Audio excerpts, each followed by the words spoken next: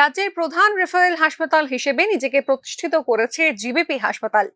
তবে সঠিক পরিষেবা দেবার ক্ষেত্রে সাধারণ মানুষের কাছে নিজেকে এখনো প্রতিষ্ঠিত করতে পারেনি জিবিপি। নিয়মিত অন্তরালে উঠে আসে একের পর এক অভিযোগ। সঠিক চিকিৎসার অভাবে জিবি হাসপাতালে রোগী মৃত্যুর কোনো অভিযোগ প্রমাণিত হচ্ছে, এরকম ঘটনা স্মরণ করতে পারছেন না তথ্যবিজ্ঞরাও।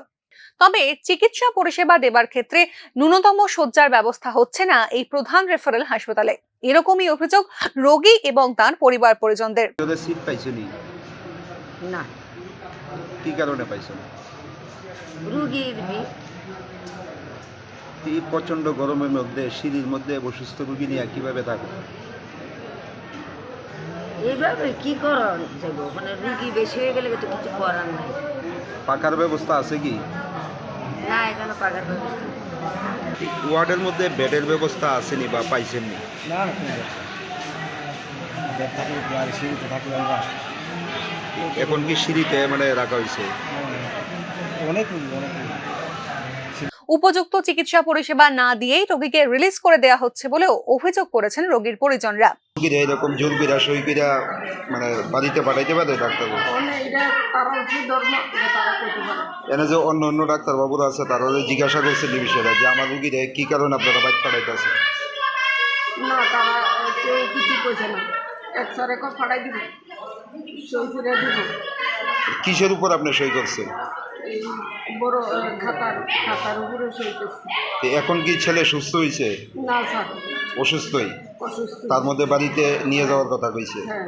আপনি এই কথাটা ডাক্তারবাবুরে জিজ্ঞাসা করছেন যে আমার ছেলে তো অসুস্থ, আমি কি কারণে বাড়িতে নেব?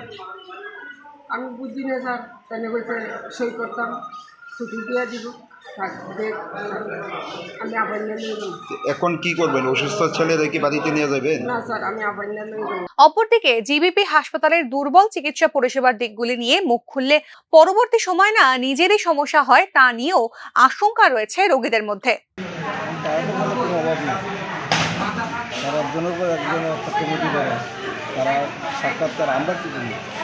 আমরা জনগণ সাক্ষাৎকার দিলে তো আবার উল্টা আমরাও কথা হারিয়ে নিই।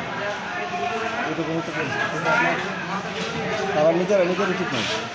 উন্নত পরিষেবাতে তার ক্ষেত্রে জিবি হাসপাতালকেই মডেল হিসেবে তুলে ধরেছে রাজ্য সরকার। একে কেন্দ্র করে রাজ্যে মেডিকেল হাব গড়ে তোলারও রয়েছে স্বপ্ন।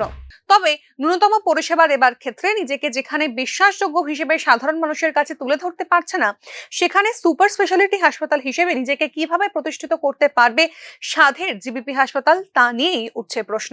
Bureau report, news now.